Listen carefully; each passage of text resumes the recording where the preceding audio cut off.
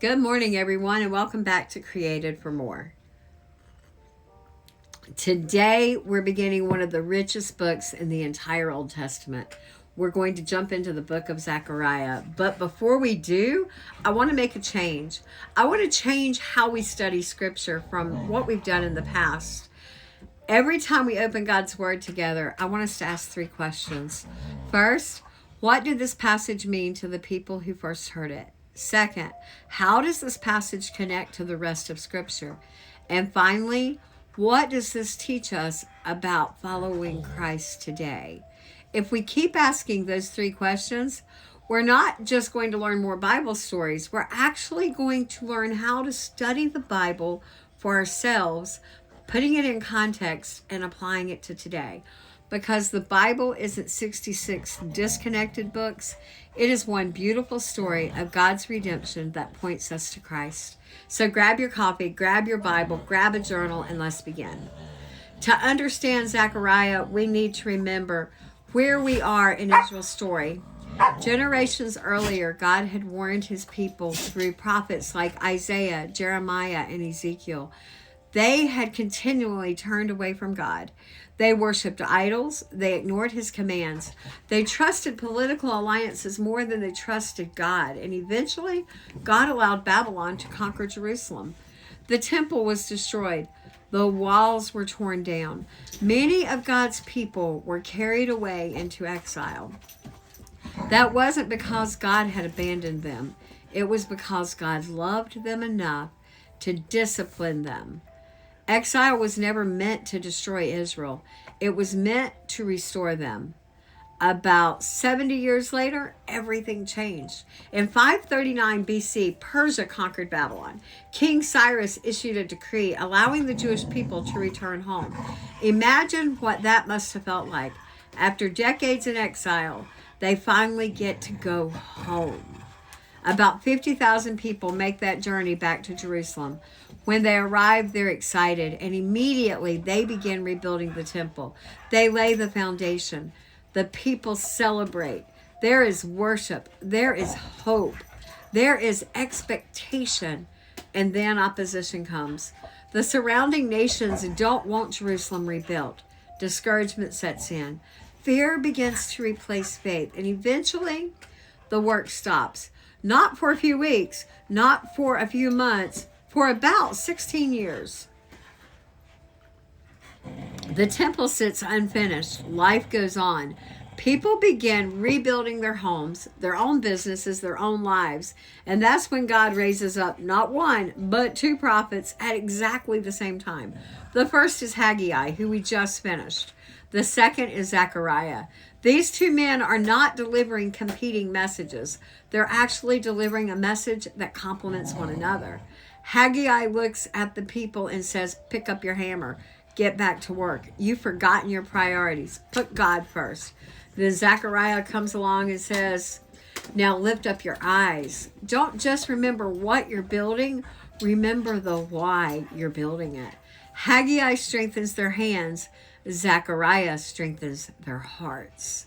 Together, they call God's people back into faithful obedience. So who was Zechariah anyway? He wasn't just a prophet. He came from a priestly family. That means he understood both worship and God's word. His name literally means Yahweh remembers. Isn't that beautiful?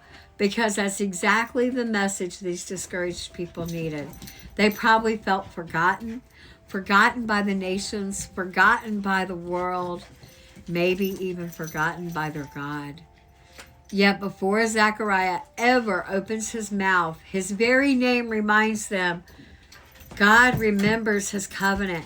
He remembers his promises. He remembers his people. That truth has not changed today.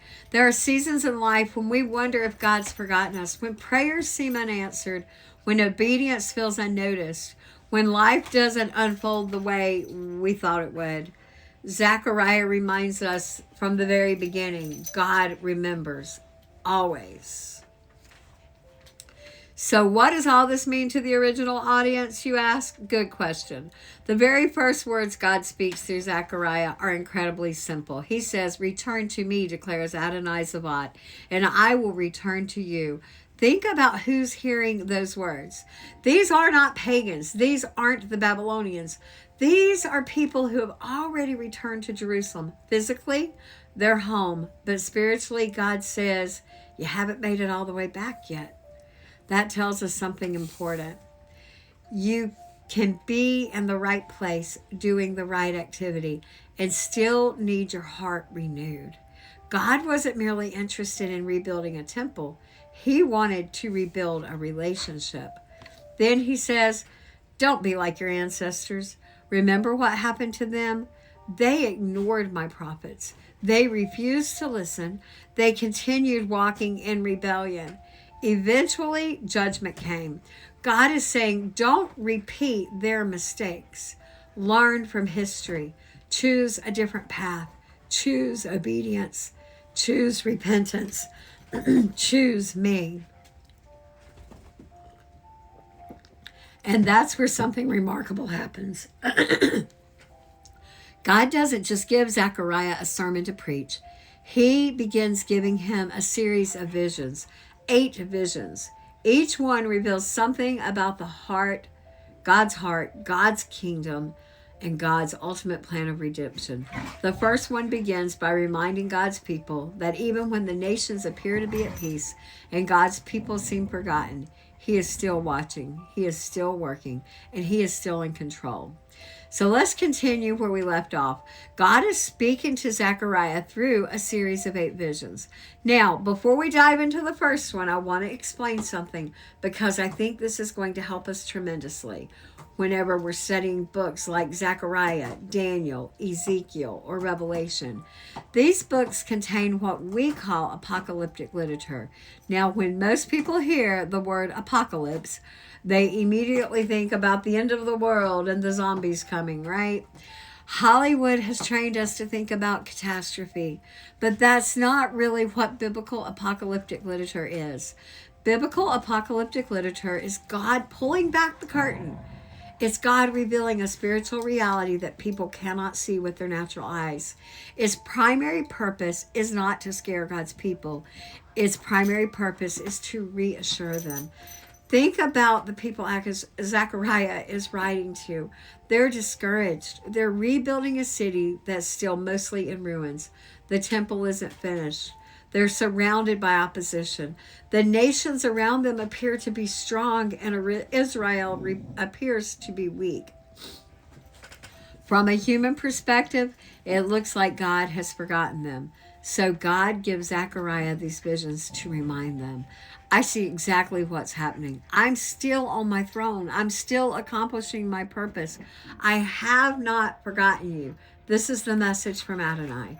I think that's a message that we need today desperately.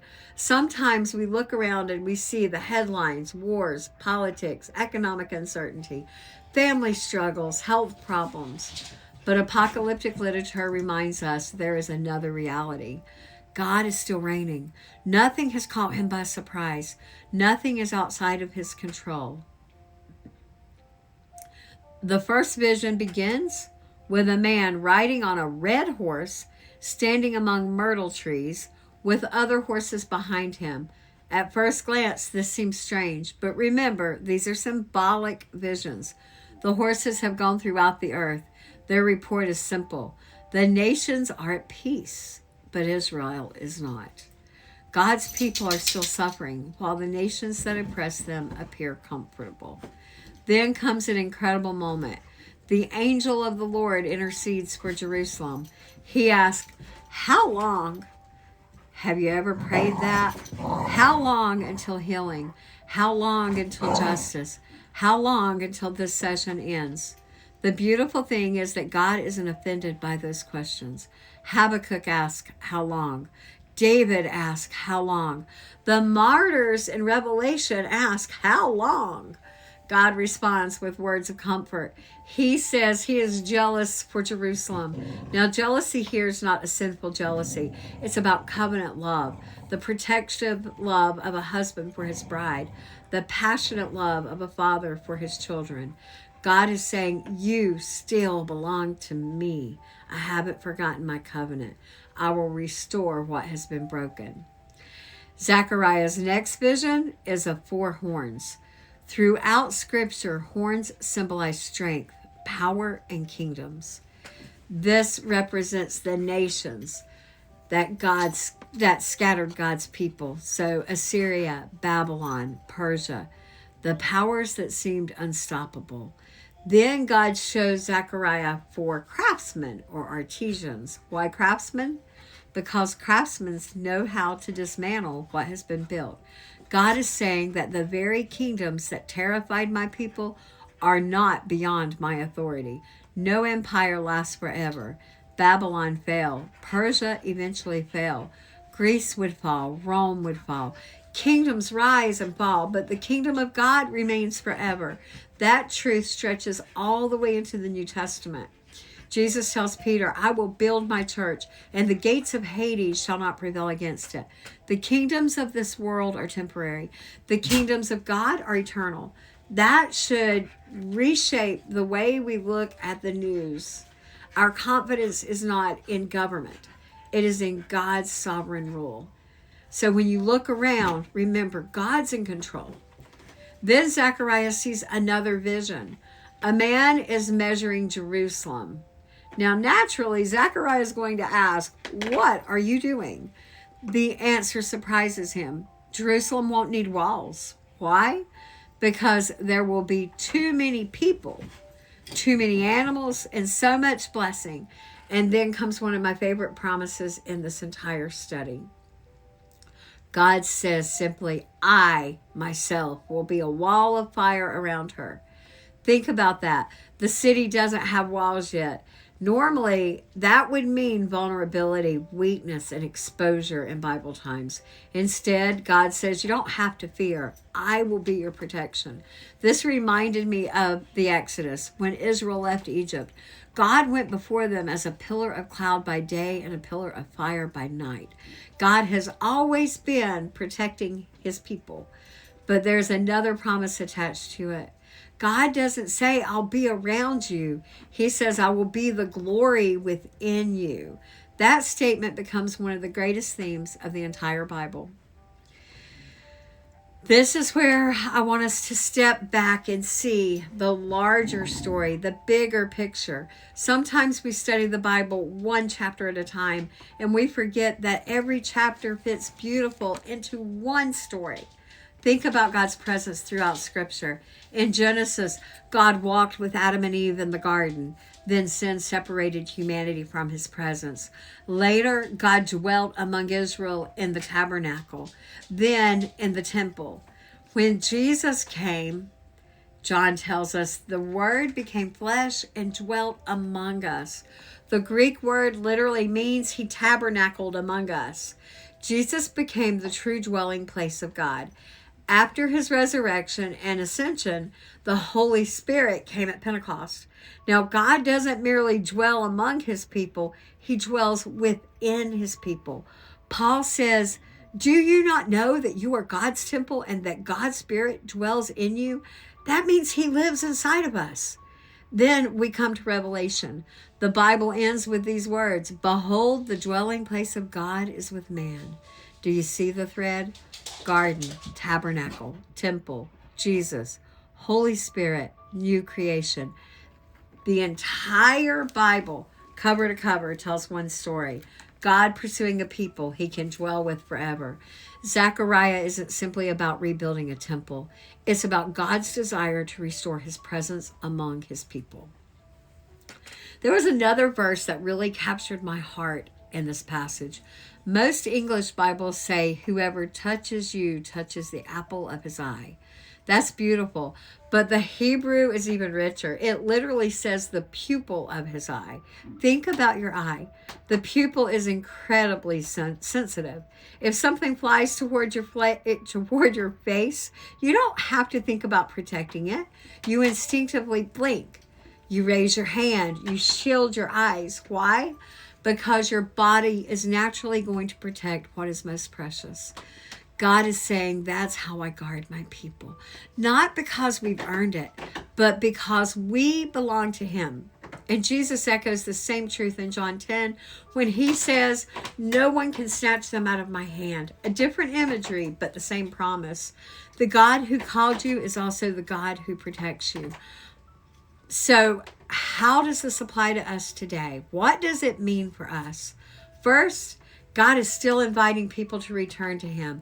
Just as he told Israel, return to me. James writes, draw near to God and he will draw near to you. The invitation has never changed. Second, don't judge God's faithfulness by your current circumstances. Israel saw unfinished walls, but God saw a restored people. We often struggle because we don't see the completed story that God sees. And then God's greatest promise has never been an easy life. His greatest promise has always been and always will be his presence. That's why Jesus didn't say, I'll make every road smooth. Instead, he said, I am with you always. And that's enough. So this week, I want to challenge you to spend a few minutes each day reflecting on these 3 questions. First, where is God inviting me to more fully return to him? Second, am I looking more at my circumstances than at God's promise? And finally, do I truly believe God's presence is enough, even before my circumstances change? Write your answers down. Pray over them. Let God continue to work in your heart. Let's pray before we go today. Father, thank you for reminding us that you are a God who remembers your promises. Thank you that even when we cannot see what you're doing, you are still working. Help us to return to you, Lord, with our whole hearts. Teach us to lift our eyes above our circumstances and fix them on you, because you see the bigger story, the story you're writing. Thank you for your presence that surrounds us, your spirit that lives within us, and the promise that one day we're going to live with you forever. Strengthen our faith, deepen our trust, and help us to follow you more fully this week. In Jesus' name, amen. So next time, we're going to step into one of the most beautiful pictures of the gospel in the Bible, in the entire Old Testament at least. Joshua, the high priest, will stand before God wearing filthy garments. And we're going to discover that God doesn't simply clean people up. He clothes them in his righteousness. This is one of the clearest pictures of grace before the cross, and I can't wait to study it together. So go read Zechariah 3.